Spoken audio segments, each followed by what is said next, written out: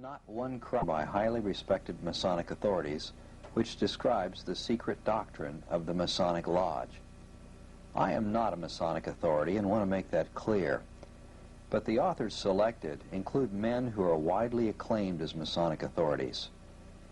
The material consists of photographs or close-ups of Masonic books with critical text underlined. Whenever a new book is introduced, I will show the cover and/or the title page and identify the author. From that point on, I will just show the pages of interest. The quotes are shown in context. I will attempt to let the Masonic authors inform us about the secret doctrine in their own words, and from time to time, I'll ask questions which will be answered by the writings of these highly respected Masons. I will summarize what they have said and try to draw conclusions from it. Before we start discussing the secret doctrine, I want to explain some things about the structure of Freemasonry. This photograph is from the October 8, 1956 issue of Life magazine.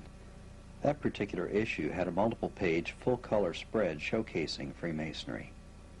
The Lodge cooperated fully with the magazine. The article was a tremendous public relations piece for them. Each step in this structure represents a degree of Freemasonry. The first three steps at the base represent the Blue Lodge.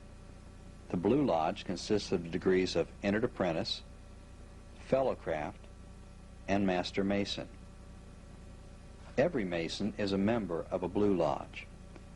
Once a man has attained the Master Mason degree, which might take about 90 days, he is eligible to join either the York Rite or the Scottish Rite or both. The steps on the right side represent the 10 named degrees of the York Rite. The first step is the Mark Master degree. The top degree is the Knights Templar degree. The steps on the left side represent the numbered degrees of the Scottish Rite. The degrees are numbered from 4 to 33. The 33rd degree is an honorary degree which is conferred only to those who have given much to the Scottish Rite. Additionally, some men are named to the 33rd degree because it would be of benefit to the Lodge to be identified with them.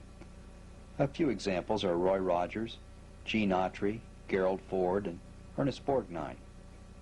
The 32nd degree is the highest degree for which a man can make application.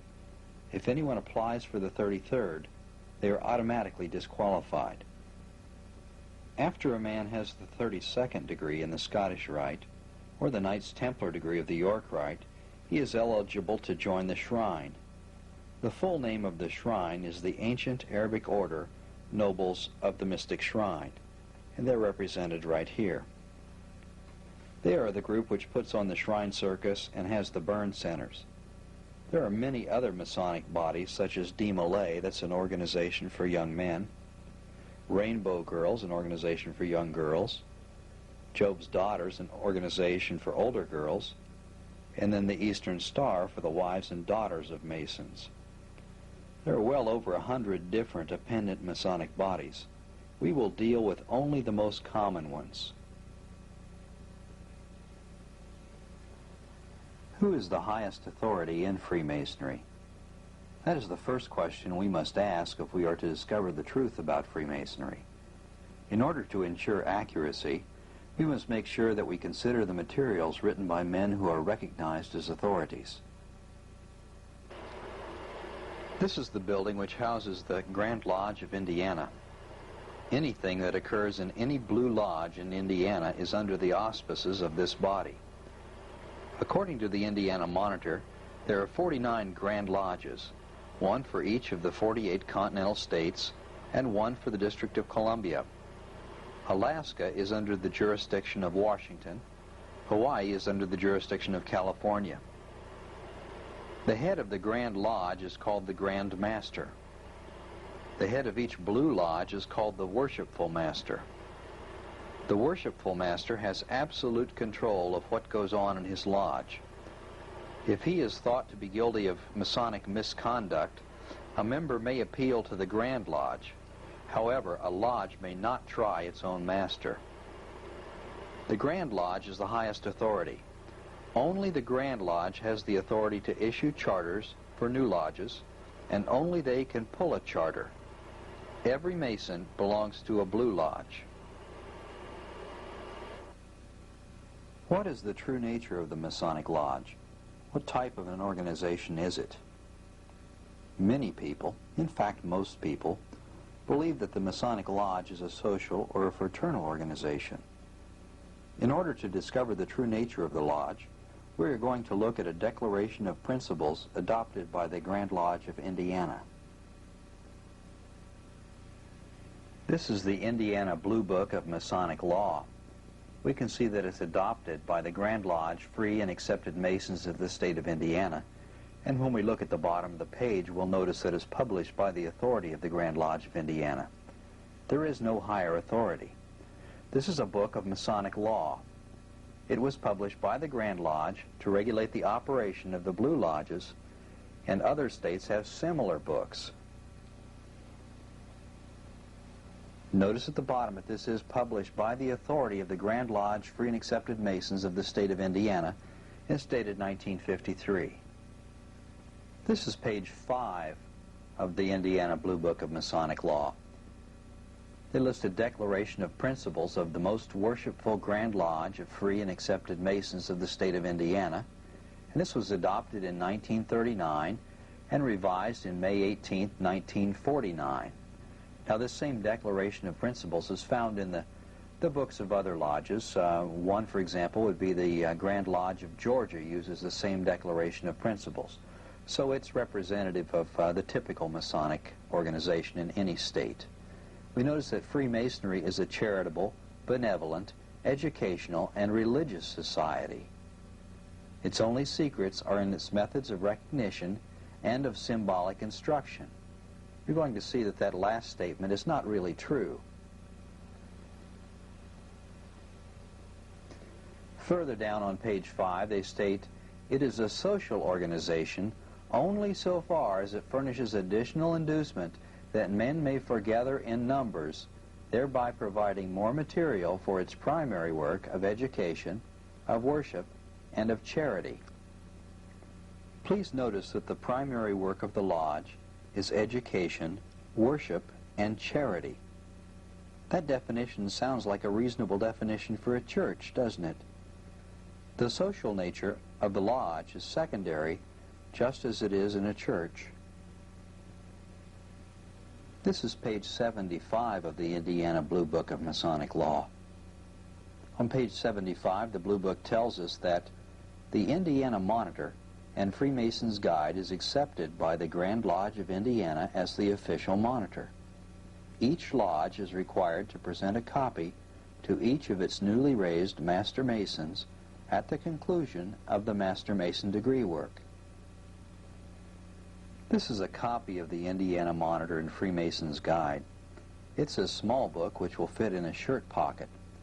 It was donated by a man who renounced Freemasonry after he became aware of some of the material that you're going to see. This monitor was presented to him in 1961. This is the title page of the Indiana Monitor and Freemason's Guide, and we notice down at the bottom that it is published by the authority of the Most Worshipful Grand Lodge of Free and Accepted Masons of the state of Indiana. It is a 1959 copy, and it has the seal of the Grand Lodge. On page 35 of the Indiana Monitor and Freemason's Guide, we find the same declaration of principles that was in the Indiana Blue Book of Masonic Law. And we see they write again, it is a social organization only so far as it furnishes additional inducement that men may foregather in numbers, thereby providing more material for its primary work of education, of worship, and of charity. We see that each man raised to Master Mason in Indiana is told that the purpose of the Lodge is education, worship, and charity. The fine print at the bottom explains that the Declaration of Principles is included in the Monitor to refute willful misrepresentation. The second line that's underlined in red says, it impresses upon its members the principles of personal righteousness and personal responsibility. At this point, we run into just a bit of a problem because the Bible states, As it is written, there is none righteous, no, not one. The Lost Keys of Freemasonry is highly regarded by Masons and Masonic authorities. Later we will see an endorsement of it. Manly Palmer Hall just died in 1990, and he was a highly respected Masonic author and lecturer. Keep in mind that we're still trying to find out the true nature of the lodge. This is the title page for the Lost Keys of Freemasonry. It's by Manly Palmer Hall. We notice he's also the author of Masonic, Hermetic, Kabbalistic, and Rosicrucian symbolical philosophy. And we're going to see that book later. Notice down at the bottom that it is published by the McCoy Publishing and Masonic Supply Company. That's the leading Masonic publisher and supplier. This is page 19 of the Lost Keys of Freemasonry. And I want to show you Hall's opinion of the lodge. He says the Masonic order is not a mere social organization, but is composed of all those who have banded themselves together to learn and apply the principles of mysticism and the occult rites. This sign is on the front of a Prince Hall Masonic temple. That's the Black Lodge. Notice that the word temple appears on the sign of this lodge. The sign doesn't say Masonic Clubhouse or Masonic Social Hall, but rather Masonic Temple. This is the entrance to the Grand Lodge of Indiana. Notice above the door the sign Masonic Temple. Even the Grand Lodge entrance acknowledges that the building is a temple. Well, we must conclude that the Masonic Lodge is not a social organization. We are forced to accept this because Masonic authorities have made it clear from their writings. What is the purpose of the Masonic Lodge? This is the Great Teachings of Masonry by Henry L. Haywood. Haywood is a noted Masonic historian from the Lodge of Iowa. He gives us a rather descriptive purpose statement. Haywood is a widely respected Masonic author. He is quoted in the footnotes of the Indiana Monitor and Freemason's Guide, in fact. This is the title page for the Great Teachings of Masonry by Haywood, and we note at the bottom that it also is published by the McCoy Publishing and Masonic Supply Company. This is chapter 33. It's in the chapter on the meaning of initiation and secrecy. Now we're going to see what Haywood says about the purpose of the lodge. He says the fraternity itself exists in order to keep fixed on a man a certain set of influences and in order to bring about certain changes in the world, etc. Its secrecy is the means to that end and helps to make such a purpose possible. That really doesn't sound too bad, does it? Well, we'll come back to this quote later. After the secret doctrine is fully understood, the words of Haywood will take on an ominous meaning. At this point, however, we don't understand them. The problem is we don't have a Masonic paradigm. A paradigm is a model, pattern, or example which explains our understanding of something. We attempt to match new situations with one of our existing paradigms. We are often limited in our understanding when we assume that one of our existing paradigms matches with the reality of something new. As an example, suppose that you have never seen or heard of an airplane. You've ridden in cars and on trains, but for some reason you've not been exposed to the idea of manned flight. Now suppose someone were to get you into a small plane, say a Cessna 150. The pilot starts the engine and begins down the runway. The plane goes faster and faster towards the end of the runway. You may be impressed with the speed and even alarmed if you see the end of the runway fast approaching, but you wouldn't expect that you're about to leave the ground. All you have to model your understanding on is your experience with cars and trains. You are limited by your paradigms. Once the plane leaves the ground, you develop a new paradigm very quickly. The same is true about the material we are looking at here. Don't assume that what you are reading was written by Christians. Masonic writers do not have an orthodox paradigm of Jesus, God, Satan, salvation, baptism, deity, etc. They intentionally clothe their writings in Christian terminology in order that Christians will be limited by their paradigms. In order to understand the nature of Freemasonry, we have to look at Masonic writings from the perspective of someone who does not believe that Jesus is the only Son of God. When reading the Masonic quotes, try to switch paradigms and see how the meanings change. What is the most important symbol of Freemasonry?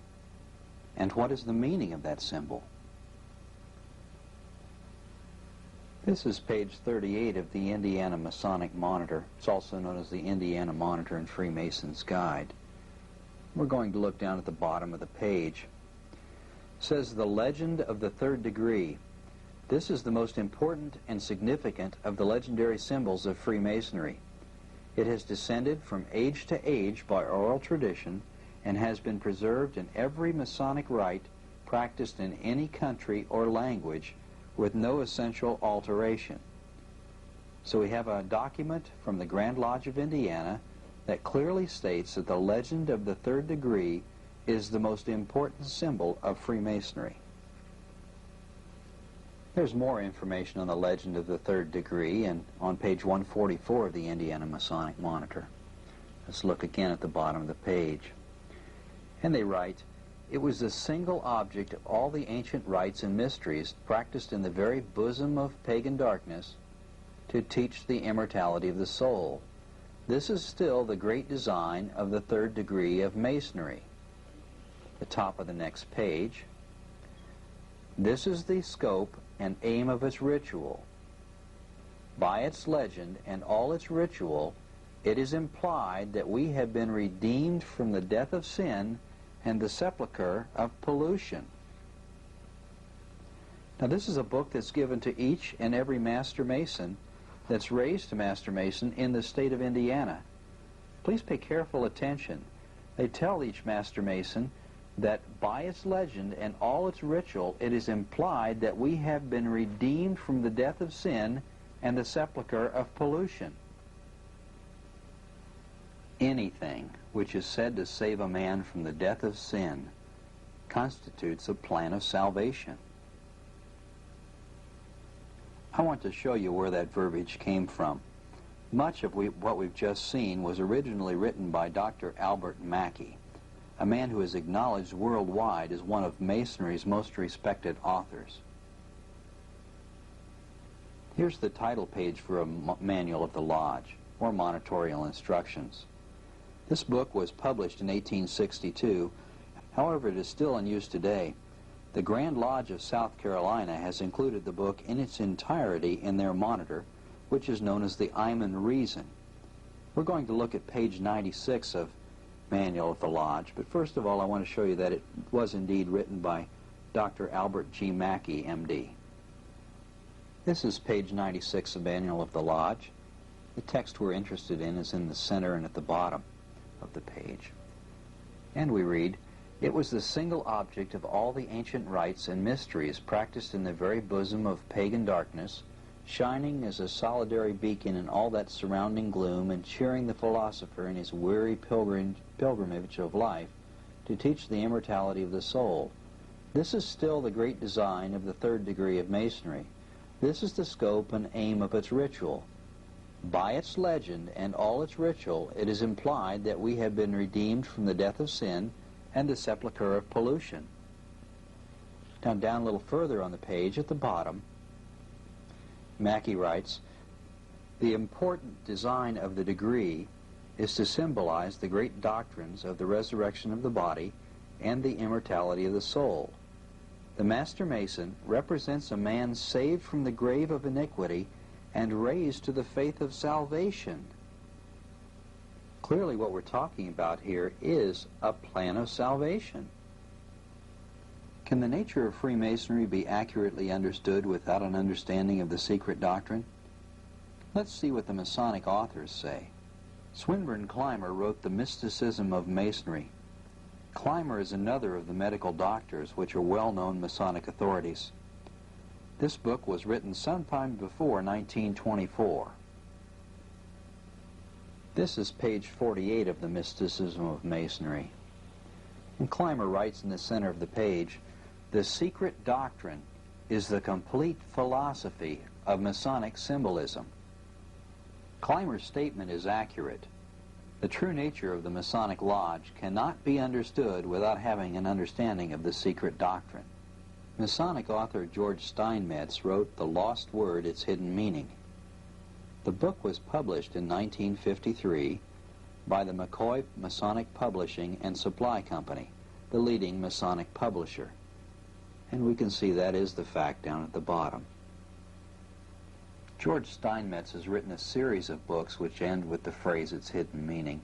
We see Freemasonry, the hidden meaning, the Royal Arch, the hidden meaning. In The Lost Word, Its Hidden Meaning, he says it was written with the primary purpose of delving into the secret doctrine in Freemasonry. On page 10, chapter 2 is titled, The Secret Doctrine. We find the following. The secret doctrine, being the real secret of Freemasonry, is not divulged even to the candidate.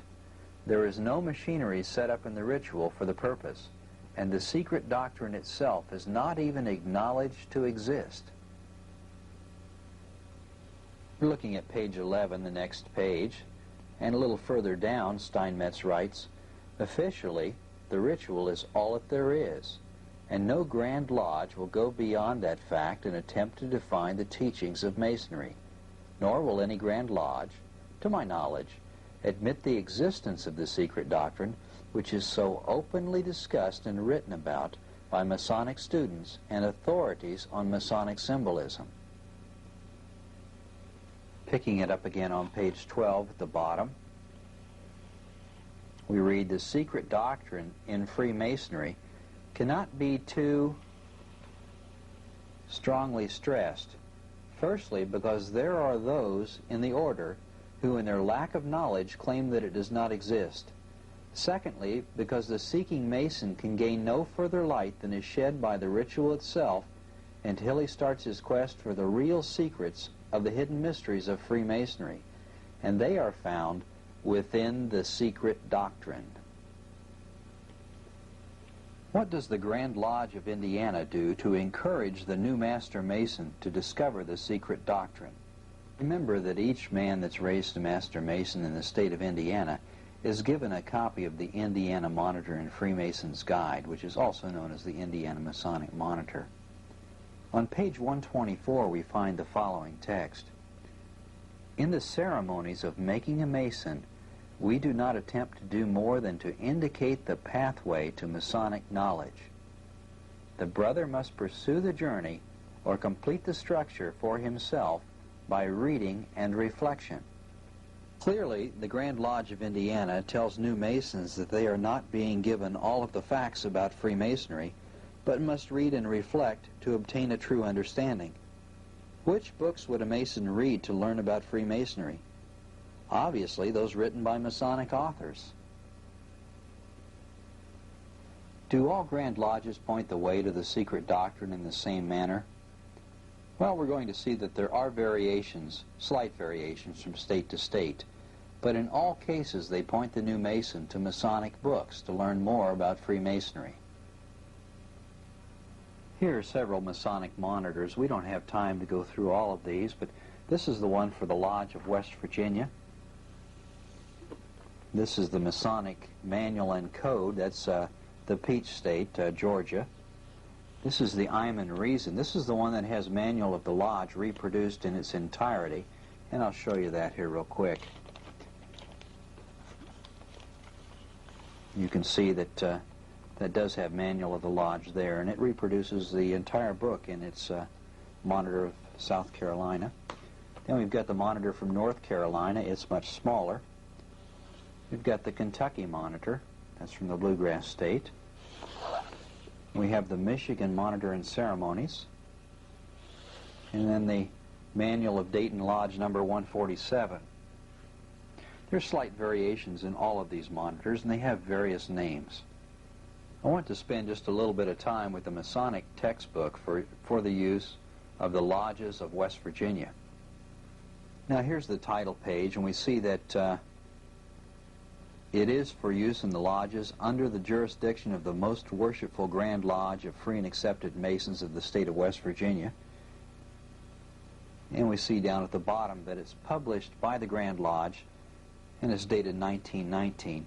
Now this particular copy was given to a man in 1927.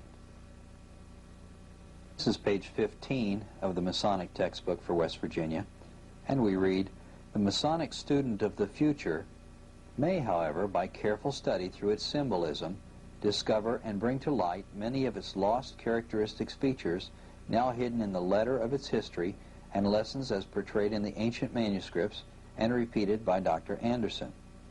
They are saying that by careful study more can be learned. Whose books would they have you study? Well, no doubt books written by Masonic authors. Would they care to recommend a few?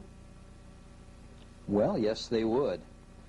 We read on page 25, "Brother Albert Pike, one of the most illustrious Masons in all the ages, and who was an acknowledged authority upon all Masonic questions." So they're lifting up Albert Pike as an acknowledged authority on all Masonic questions. Pike's writings. Who else would they recommend? Well, on page 19, they lift up Brother Albert G. Mackey of South Carolina. Now, we've already seen Mackey's Manual of the Lodge. We'll see more of his writings also. On page 16, they lift up a few more Masonic authors. Hunan, the first name on that line, I'd like you to remember. We're going to see some material from him in the second part. Gould, Drummond, and Albert Pike again. We're going to spend a little bit of time with the Kentucky Monitor also. This is the title page, and we can see at the bottom that it is arranged by Henry Purtle, who was a past master. That means a former worshipful master. Notice at the bottom it's copyrighted 1921 by the Standard Publishing Company. Since it's not published directly by the Grand Lodge of Kentucky, they can say just a bit more about things that are to be kept secret than some of the other monitors do. Like the Indiana Monitor, the Kentucky Monitor borrows much of its verbiage from books written by Masonic authorities, and those books and authors are listed in footnotes. I want to quickly show you some of those footnotes. Here on page XIV in the preface, they list morals and dogma in the footnotes. We've got Albert G. Mackey, the Encyclopedia of Masonry, listed in the footnotes on page XVI.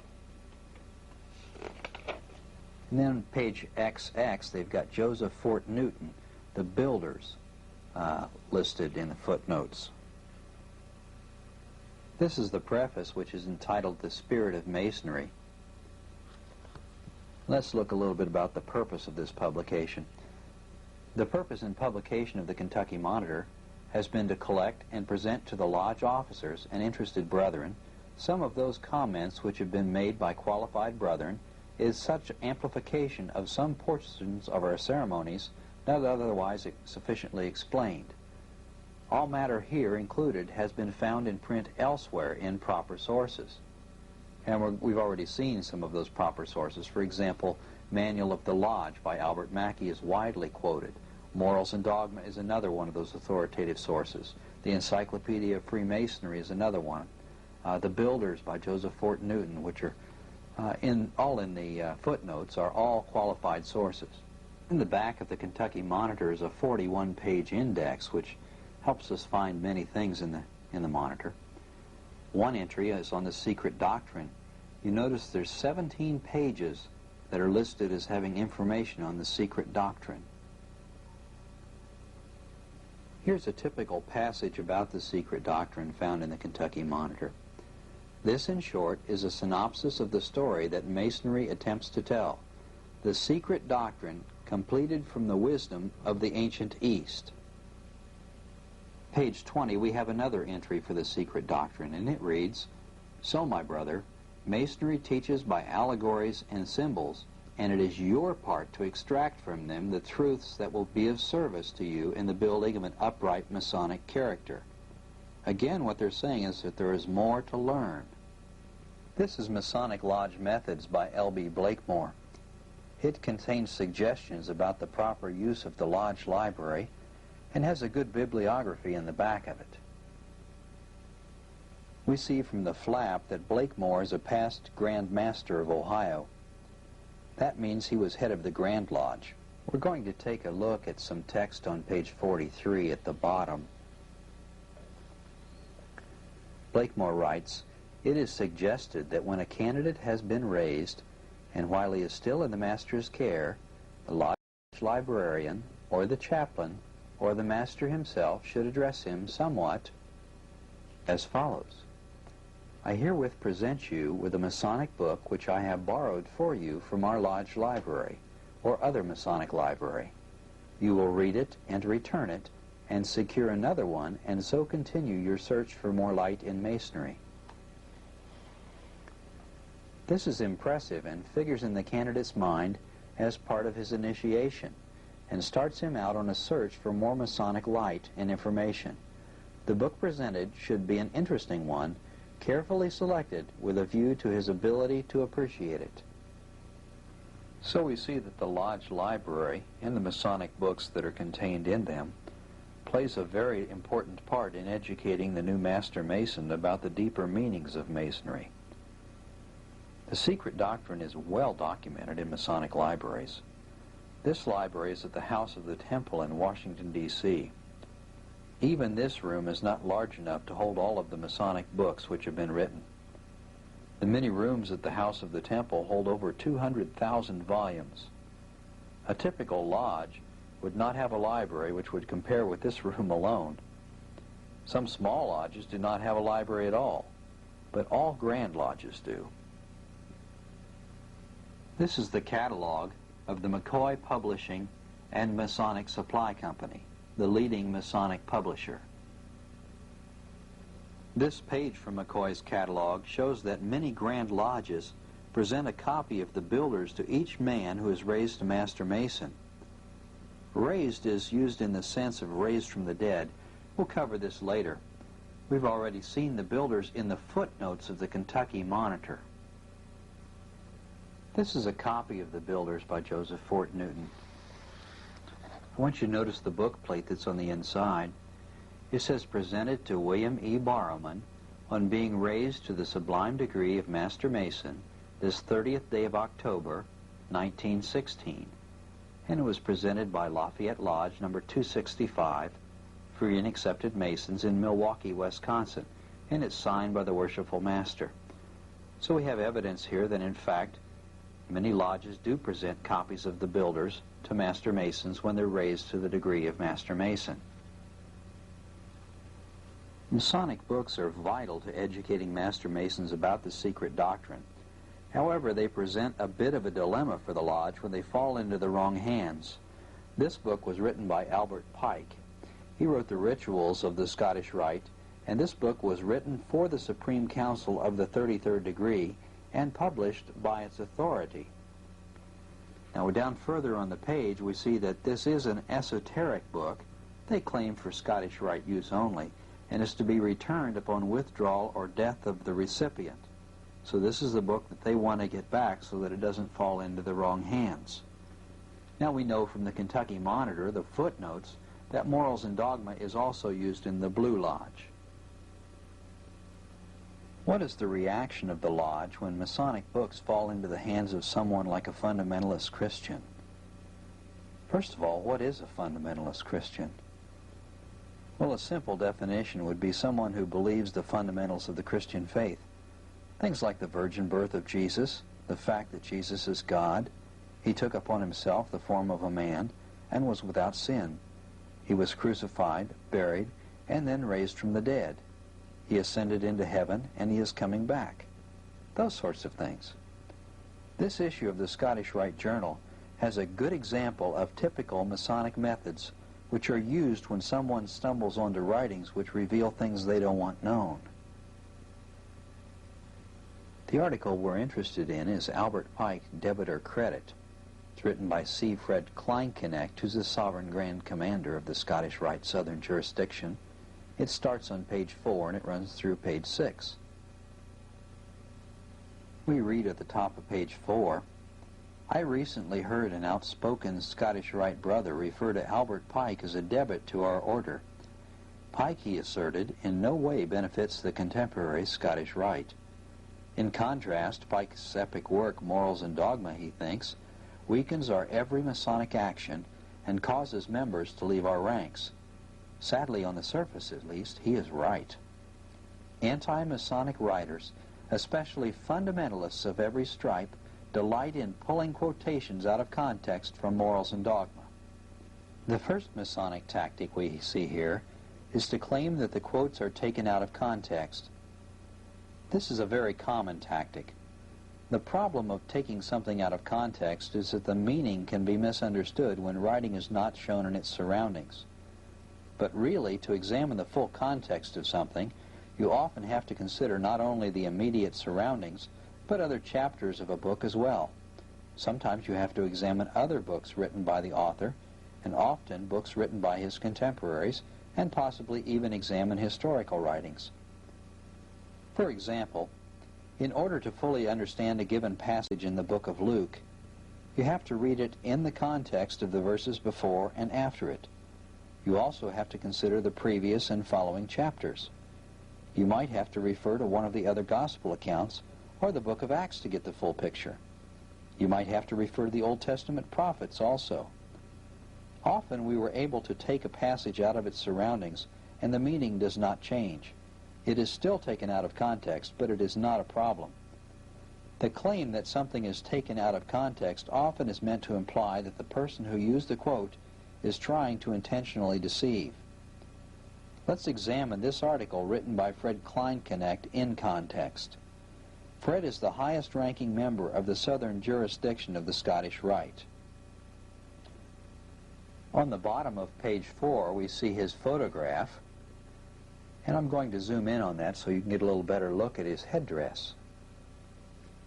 Can you see the emblem on his head covering? It has a series of vertical and horizontal lines on it. Now we will see a better picture of Fred later on.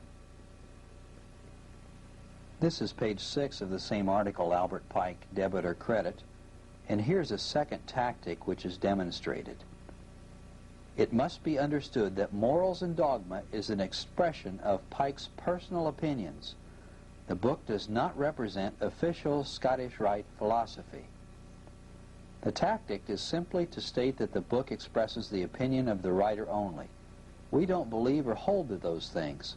That book is not authoritative, and that man is generally not accepted as an authority on Freemasonry. Now let's look at the context. Down at the bottom we read, correctly understood, Albert Pike's Morals and Dogma provides our brethren a stimulus to thought, a source of inspiration, and even an aid to Scottish Rite growth. Pike's great work is not the book of an hour, a decade, or a century. It is a book for all time. Abandon Morals and Dogma? Never. The book disclaimed is often the most useful after all. So we see that Fred is talking out of both sides of his mouth here. The Scottish Rite will never abandon Morals and Dogma. We saw on the title page that Morals and Dogma was published by the authority of the 33rd degree. Let's continue looking at the context. Notice the symbol to the left of Fred's signature? That is the same symbol which he wears on his headpiece. It is known as the signal of Baphomet or Baphomet. We will come back to this element of context later when we introduce Baphomet.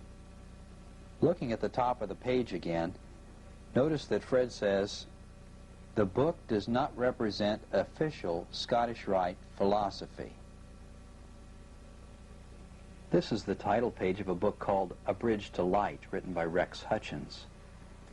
And we notice that the foreword is written by C. Fred Kleinknecht, the Sovereign Grand Commander, and it's published by the Supreme Council of the Ancient and Accepted Scottish Rite of Freemasonry, Southern Jurisdiction, in 1988. Well, let's see what Fred writes in the foreword. Fred writes, the apex of our teachings has been the rituals of our degrees and Morals and Dogma written by our beloved Sovereign Grand Commander, Albert Pike. Now, just a moment ago, I showed Kleinknecht writing that the book does not represent official Scottish Rite philosophy when he was speaking of Morals and Dogma. So here's another Masonic tactic. They lie.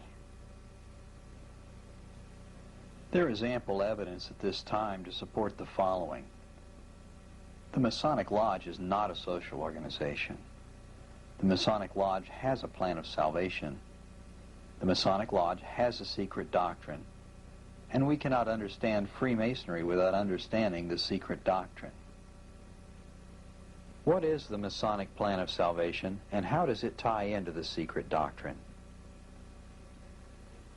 We previously learned from the Indiana Monitor that the legend of the third degree was the most important symbol of Freemasonry, and we need to understand it before we can have a complete understanding of the secret doctrine. The lost word and the rediscovery of it is a central theme in Masonic ritual. The setting for the legend is the building of Solomon's temple just before completion. For working on the temple, the workmen are to receive the secrets of a master mason, which will entitle them to the wages of a master. 3 of the men cannot wait to obtain the secrets. During the ritual of the third degree, each man is required to portray Hiram Abiff. Hiram is accosted by 3 ruffians, Jubala, Jubalo, and Jubalum, who are demanding that he reveal to them the secrets of a master mason. Hiram is a righteous individual. He will not reveal the secrets to them until the proper time and place, and then only in the presence of Hiram, king of Tyre, and Solomon, king of Israel. The first ruffian fails to get the word from Hiram Abiff.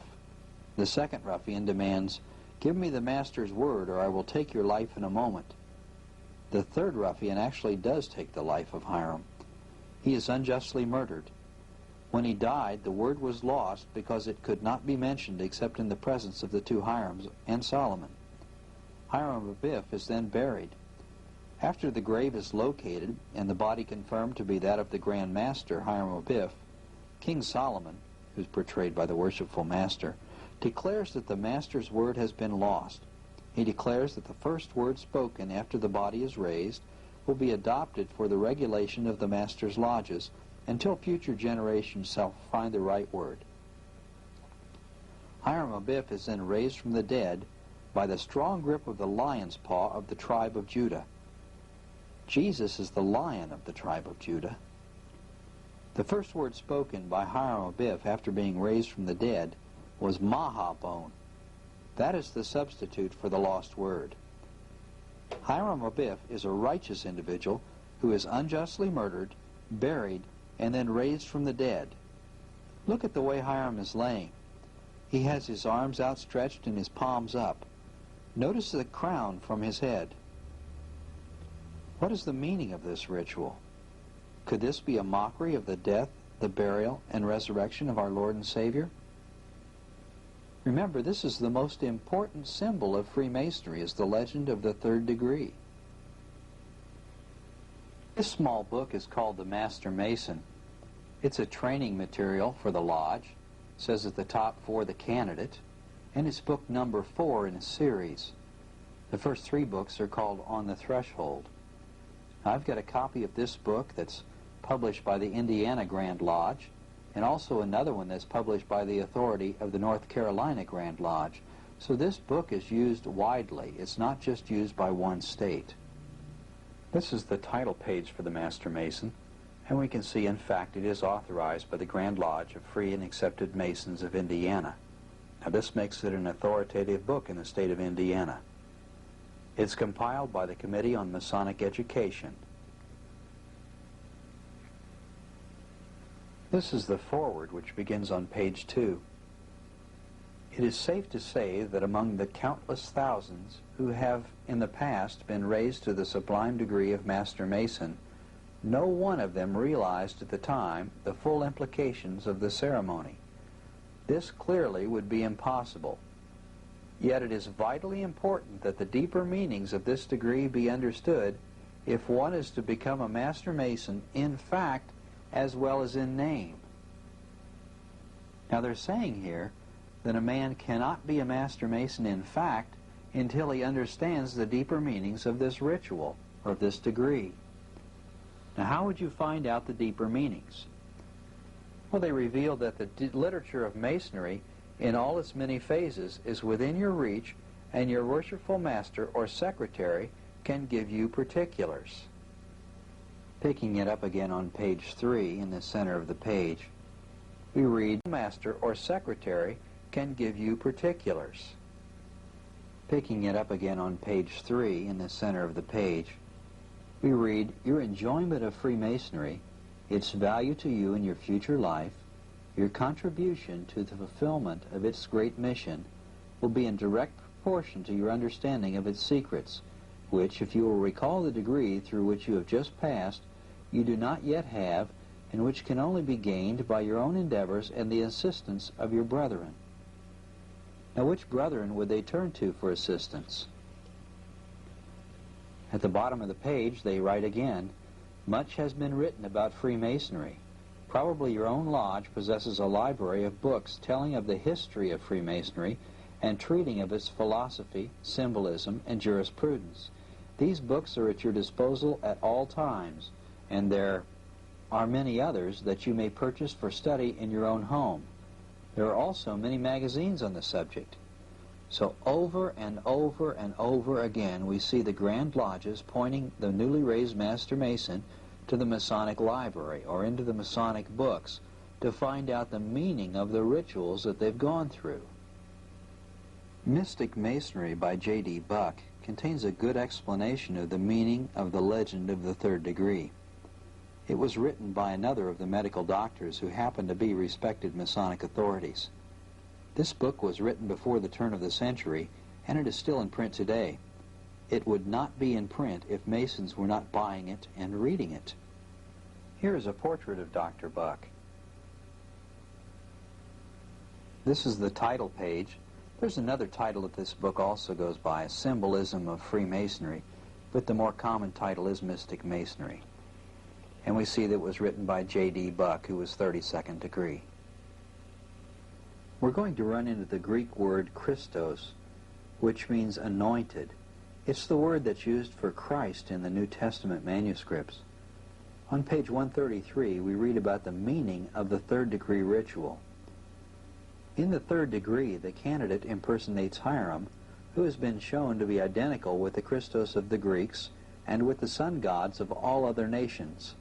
The superiority of Masonry at this point over all exoteric religions consists in this.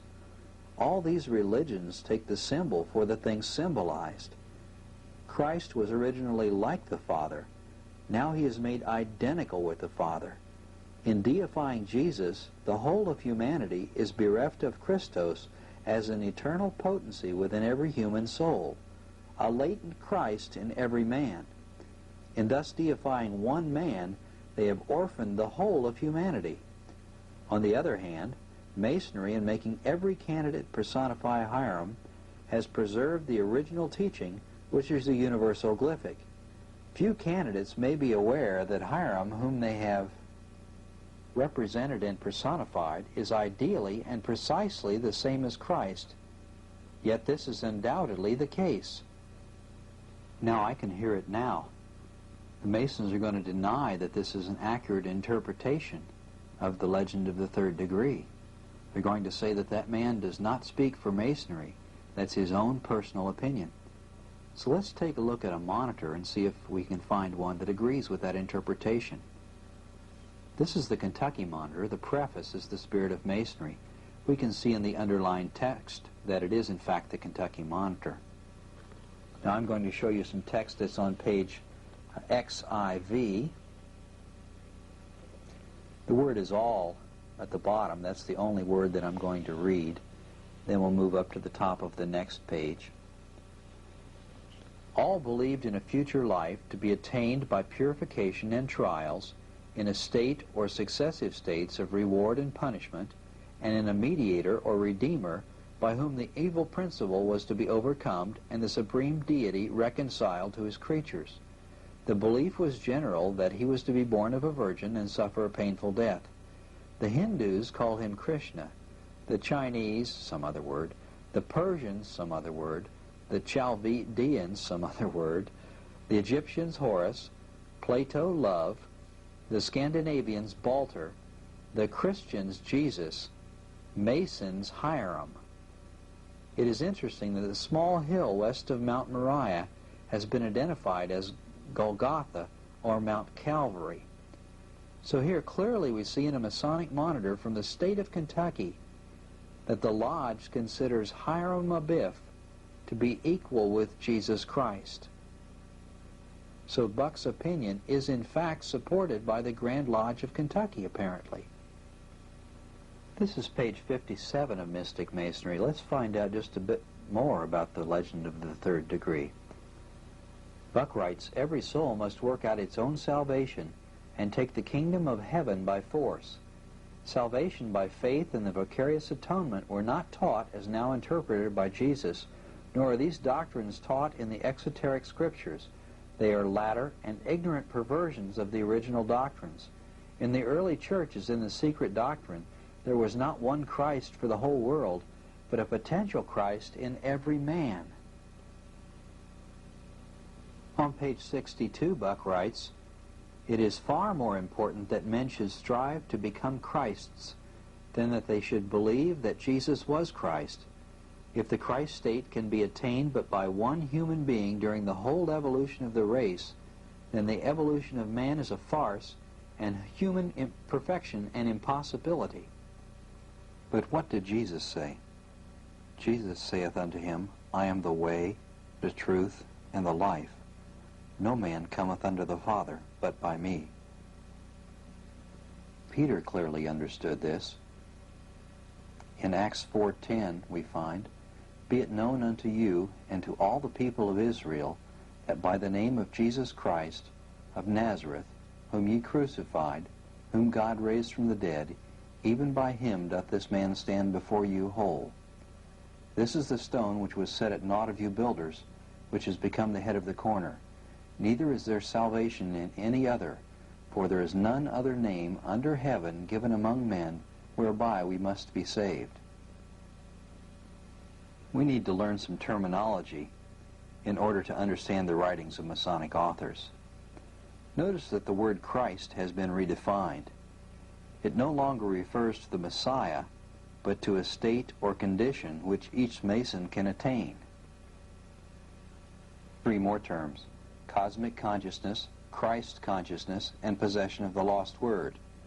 All three terms imply that the individual has attained the same state, the Christ state, wherein he has worked out his own salvation.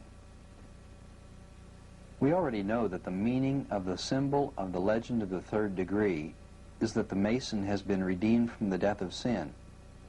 We shall see that the possession of the lost word is the key to the Masonic plan of salvation. This is page 49 in Clymer's The Mysticism of Masonry. He writes, after the candidate is obligated and brought to light in the third degree, he is bantered with the statement that undoubtedly he now imagines himself a Master Mason. He is informed not only that such is not the case, but there is no certainty that he will ever become such. He subsequently starts on his journey for the discovery of the lost word. On page 55, Clymer writes, every man who takes upon himself the Masonic obligation can, if he will, find this lost word.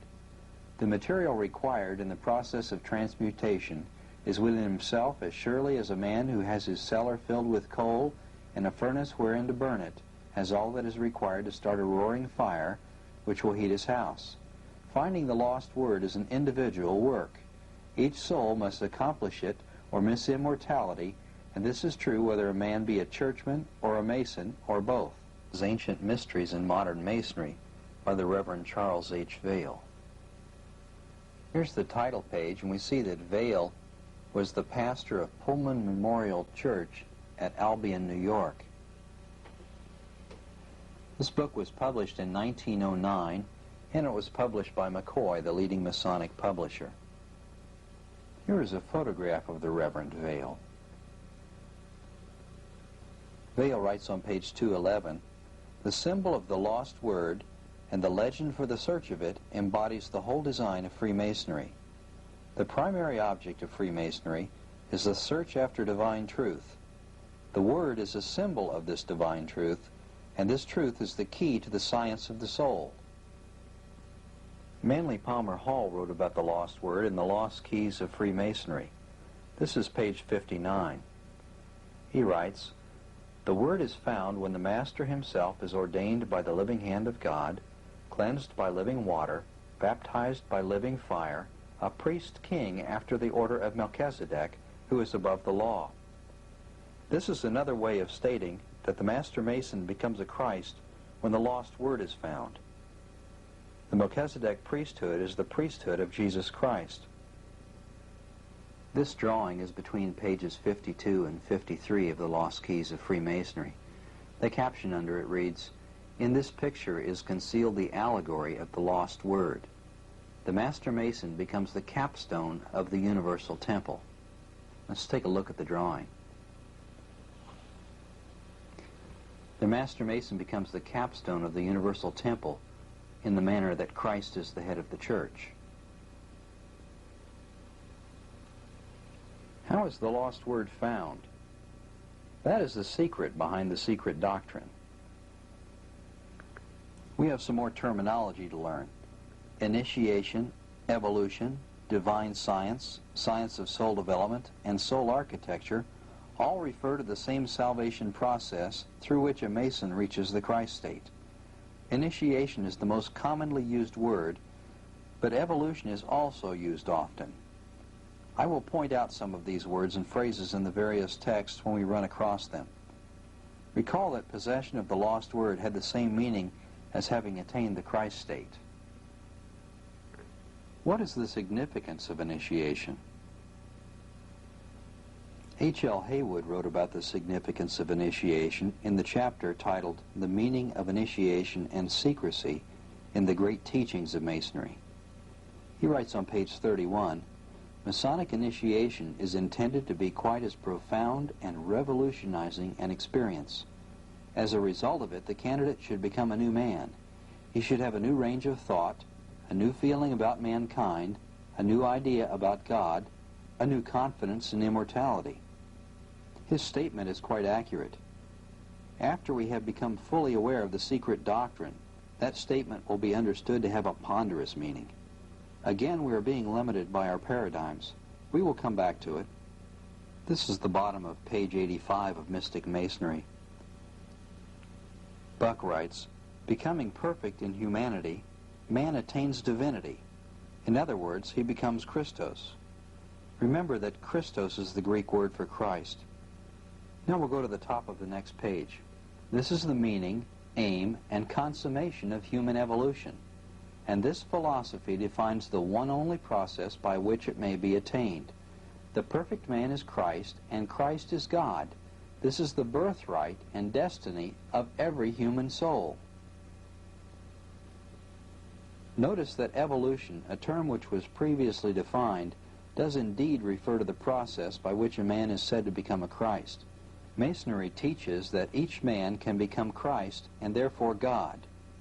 Did you ever wonder where the Mormons got the idea that they could become gods? Well, Joseph Smith was a Mason. Now, some Masons would like to claim that this is just Buck's personal opinion, that it is not Masonic doctrine accurately, and that no leading Masonic authority would put forth such an idea. But let me show you something in the Kentucky Monitor. This is the preface to the Kentucky Monitor, The Spirit of Masonry, page XX. And we notice down close to the bottom, "God becomes man that man may become God." So it is accurate Masonic teaching that man may become God. That's the monitor which is used in the state of Kentucky. It's given to each and every man that's raised to Master Mason there. This is page 86 of Mystic Masonry in the center. And Buck writes, "All real initiation is an internal, not an external process. It is thus that man must work out his own salvation. The consummation of initiation is the perfect master, the Christos, for these are the same. They are the goal, the perfect consummation of human evolution." In this passage, we see that initiation is also used to define the process of becoming a Christ. This is the Masonic initiation. The discipline of initiation is discussed in detail in the Masonic initiation, which was written by W.L. Wilmshurst. This is page 17. And Wilmshurst writes, "It may be a surprise to some members of our craft to be told that our ceremonial rites, as at present performed, do not constitute or confer real initiation at all in the original sense of admitting a man to the solemn mysteries of the human soul and to practical experience in divine science. We profess to confer initiation, but few Masons know what real initiation involves. Very few, one fears, would have the wish, the courage, or the willingness to make the necessary sacrifices to attain it if they did." The meaning of the last sentence in the above quote is profound. We will come back to it also. This is page 19 of the meaning of initiation. Wilmshurst continues, "For real initiation means an expansion of consciousness from the human to the divine level." This is Ancient Mysteries in Modern Masonry, page 141. The chapter is titled The Meaning of True Initiation. Vail writes, "Thus studying the inner teachings of the mysteries, we see that Christ is not a unique personage, but the first fruits, the promise of man made perfect. The initiate has ever been thus regarded, for to attain the Christ state is salvation." Further down we read, "Every man is a potential Christ, and the purpose of evolution is to raise every human being to the sublime degree of a Master Christ." How would a Mason go about becoming a Christ? What is the technique of initiation? The Masonic Initiation by W.L. Wilmshurst contains a clue. This is page 45. For those upon the path to real initiation, meditation is essential. We run into the term soul architecture in the writings of Wilmshurst. He uses it to embody initiation repeated over time. Initiation always occurs when the physical body is in a state of trance or sleep, and when the temporarily liberated consciousness has been transferred to a higher level. Further down on the page he writes, "Yet in the actual experience of soul architecture, initiation succeeds initiation upon increasingly higher levels of the ladder as the individual becomes correspondingly ripe for them, able to bear their strain and assimilate their revelations." This is page 54 of the Masonic Initiation. "Initiation has no other end than this, conscious union between the individual soul and the universal divine spirit." So we can summarize the initiation process at this point. Initiation is a process in which a Mason goes into trance by passive meditation and attains conscious union. That is, he establishes communications with the Masonic God. By attaining conscious union, he becomes a Christ. The process of initiation reoccurs over months and years, and after each conscious union with the Masonic God, he has new understandings about himself and about the God. The process is evolutionary. The Mason evolves into a God himself. One Mason I talked to told me that Masonic initiation wasn't taught in this country. Of course, there is no way that a Mason would admit to this unless he was going to repent. Is Masonic initiation known in the United States? Well, all of the authors we have consulted on the subject are Americans, except for Wilmshurst. He was English. Let's take a look at an official publication of the Scottish Rite. Recently, they changed the name to the Scottish Rite Journal because of all the exposure the New Age was receiving. This is the title page for the October 1981 issue of the New Age. And if we look down further at the bottom of the page, we'll see that it is an official publication of the Supreme Council, 33rd degree, ancient and accepted Scottish Rite of Freemasonry of the Southern Jurisdiction. So clearly this is an official publication. And on page 30 there's an article on initiation. This is the beginning of the article, which begins on page 30. Initiation, one step towards infinity.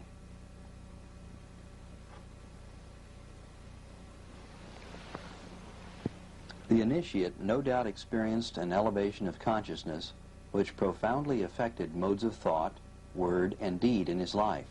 It was more likely akin to the born-again experience of evangelical Christianity, but of a more universal cosmic nature. Notice that they talk about an elevation of consciousness, a born-again experience, but of a cosmic nature. If we were not familiar with some of the terminology of the secret doctrine, we wouldn't have any idea what they are talking about. But to those who are aware, the meaning is clear. Many Masonic writings have things going on different levels, and only those that are aware of the doctrines understand. This is the altar in the House of the Temple in Washington. Notice that initiation is carved in the floor. It's also carved in the walls near the ceiling. Some of the snakes which adorn the House of the Temple can be seen at the top of the photograph.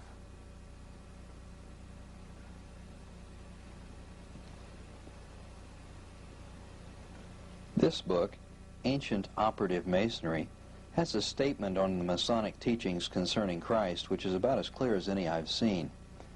This was written by S.R. Parchment. It's being used only as a supporting document here. No new information is added. Parchment was both a Mason and a Rosicrucian. We will later see that there is a close relationship between Freemasonry and Rosicrucianism.